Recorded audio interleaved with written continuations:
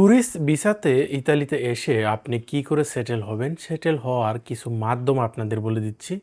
দেখেন, ট্যুরিস্ট ভিসাতে ইতালিতে এসে সেটেল হওয়াটা কিন্তু আপনারা যতটা সহজ মনে করছেন, বর্তমানে 2026-এ কিন্তু অতটা সহজ নয়। এখন আপনি ধরেন ট্যুরিস্ট ভিসাতে আসলেন। ইতালিতে আসার পর আপনি যে দেশ থেকে আসলেন, সেই দেশ থেকে কিন্তু আপনার মানে রাউন্ড টাইপ টিকিট মানে যাওয়া আসার টিকিট কেটে আসতে হবে। এমনকি আপনি যে হোটেলে স্টে করবেন সেই হোটেলের আপনার বুকিংয়ের কাগজ দেখাতে হবে যে আপনি বুকিং করছেন, পেমেন্ট রিসিপ্ট দেখাতে হবে। এখন এটা তো পরের বিষয়। এখন আপনি ট্যুরিস্ট ভিসাতে আসবেন, আপনার কতটুকু যোগ্যতা আছে যে আপনাকে সে দেশ থেকে ট্যুরিস্ট ভিসা দেবে? আপনারা হয়তো জানেন, যাদের একটু বুদ্ধি আছে, যারা একটু শিক্ষিত, তারা জানেন যে ট্যুরিস্ট ভিসাটা কিন্তু সবার জন্য না। তারা আপনাকে ট্যুরিস্ট ভিসা দেওয়ার আগে তারা আপনার ব্যাকগ্রাউন্ড চেক করবে। আপনি যে দেশ থেকেই যে কোনো দেশে যান না কেন, তারা আপনার ব্যাকগ্রাউন্ড চেক করবে যে এই ব্যক্তিটি এর আগে কোনো দেশে ট্যুরিস্ট ভিসাতে গিয়েছে কিনা।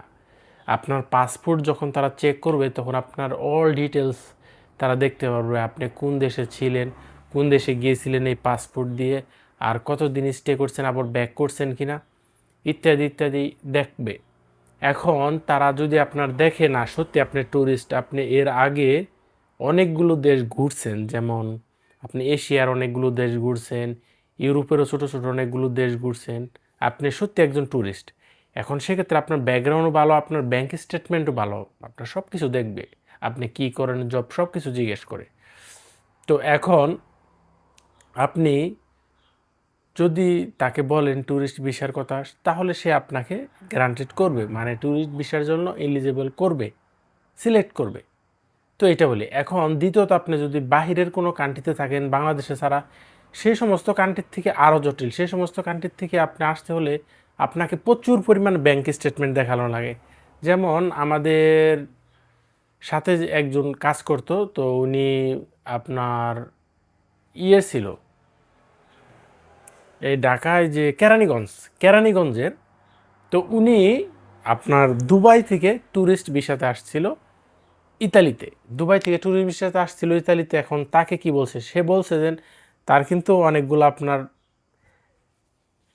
ব্যবসা ছিল, সে ভালোই ব্যবসা ছিল, কিন্তু সে একসময় চিন্তা করে না, আসলে এই ব্যবসাটা গুটিয়ে আমি আমার ভাইয়ের নামে করে দিতে যাবো, আমি যাওয়ার পর আমার ভাই সব কিছু দেখবে। সে তার ব্যবসা ছিল, তার অ্যাকাউন্টে অনেকগুলো টাকা ছিল, তার অ্যাকাউন্টে আরও ফ্রেন্ড সার্কেলের কাছ থেকে সবার কাছ থেকে আইনে প্রায় 2 লাখ দেড়হামের মতো তার অ্যাকাউন্টে জমা করে।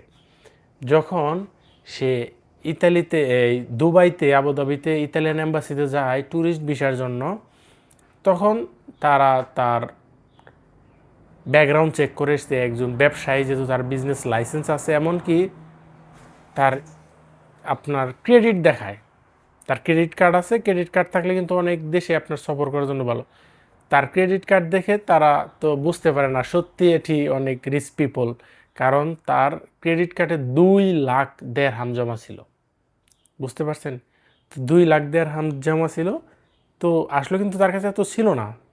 তার ভাই আর ফ্রেন্ডসের কাছ থেকে এই দেড়হামগুলো জুগিয়ে ওই কার্ডে রাখে, টাকার পরে যখন বিষয় ওকে হয়ে যায়, তখন যার যারটা তাদের অ্যাকাউন্টে ট্রান্সফার করে দেয়। তো তারপরে সে এইভাবে করে ইতালিতে ট্যুরিস্ট ভিসা আসে। ইতালিতে ট্যুরিস্ট ভিসা আসার পরেও সে এখানে যখন তার ভিসার মেয়াদ শেষ হয়ে গেছে, তখন সে কী করছে, আপনার পাসপোর্ট ফেলে দিছে। এই পাসপোর্ট ফেলে দিয়ে কিন্তু সে বোকামি করছিল। তারপরে পাসপোর্ট ফেলে দেওয়ার পর সে নতুন করে পাসপোর্ট বানিয়ে, মানে পুরো রিফিউজি হয়ে যায়। নতুন করে পাসপোর্ট বানাইতে প্রায় বাংলাদেশি টাকার 5 লক্ষ টাকা খরচ হয়েছে। সে মিলান ইতালি অ্যাম্বাসির থেকে বানিয়েছে। 5 লক্ষ টাকা বাংলাদেশি টাকার খরচ করে, পলিটিক্যাল অ্যাজাইলামের অনেক কিছু করে তারপরে মূলত কাগজ পাইছে। তাও তার কাগজ পাইতে প্রায় 3-3.5 বছর সময় লাগছে। অনেক মানে ঝামেলার ব্যাপার সেবার, কারণ সে প্রুফই রাখে নাই যে সে ইতালিতে এই ট্যুরিস্ট ভিসাতে আসছিল, কারণ তার পাসপোর্টে ফেলে দিয়েছিল। আসলে ইতালিতে আপনারা ভাবেন যে ট্যুরিস্ট ভিসাতে সহজে আসতে পারবেন, ওদেও কিন্তু আসতে পারবেন না এত সহজে, কারণ ট্যুরিস্ট ভিসাতে আপনার ব্যাকগ্রাউন্ড দেখে, আপনার অতীত আপনি কয়েকটা দেশ ভ্রমণ করছেন কিনা এটা দেখব, আপনার ব্যাংক স্টেটমেন্ট দেখবে, অনেক কিছু দেখবে। এই জন্য যারা আমাকে টিকটকে কমেন্ট করেন যে ইউটিউবে ফেসবুকে যে ভাই ট্যুরিস্ট ভিসাতে আসতে চাই, আমি দেখি অনেক তারা বাচ্চা পোলাপান, মানে মনে হয় মিডল ইস্ট কান্ট্রিতে 1-2 বছর যাবত গেছে, 20-22-23, তাদের দেখলেই বেবি ফেস মনে হয় এখন। তাকে ট্যুরিস্ট ভিসায় তার চেহারা দেখে দিবে ট্যুরিস্ট ভিসায়, তা কিন্তু দিবে না। এই জন্য আপনারা যারা বুদ্ধিমান তারা অন্য কোনো ওয়ে খুঁজেন, বাট ট্যুরিস্ট ভিসার জন্য অ্যাপ্লাই করেন না। ট্যুরিস্ট বিষয়ের জন্য দালাল দল আপনাদের টাকাটাও মেরে দিবে, আর ট্যুরিস্ট বিষয় কিন্তু এতটা সোজা না আপনারা যতটা সোজা মনে করছেন। তো মাইন্ডে রাখবেন, ট্যুরিস্ট বিষয়ে একমাত্র তারা আবেদন করতে পারেন যাদের ব্যাকগ্রাউন্ড ভালো, আপনার যারা অনেকগুলো টাকা একসাথে ক্রেডিট কার্ডে দেখাইতে পারবেন, একমাত্র তারাই ট্যুরিস্ট ভিসার জন্য আবেদন করতে পারবেন। আদারওয়াইজ আপনারা যারা ট্যুরিস্ট ভিসার জন্য আবেদন করবেন তারা 200% আপনারা রিজেক্ট হবেন, এটাই বাস্তব কথা।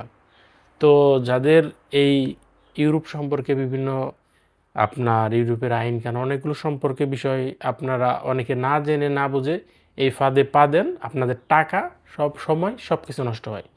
তো ভালো থাকবেন সবাই, নতুন ভিডিওতে আবারও আপনাদের সাথে দেখা হবে, ধন্যবাদ।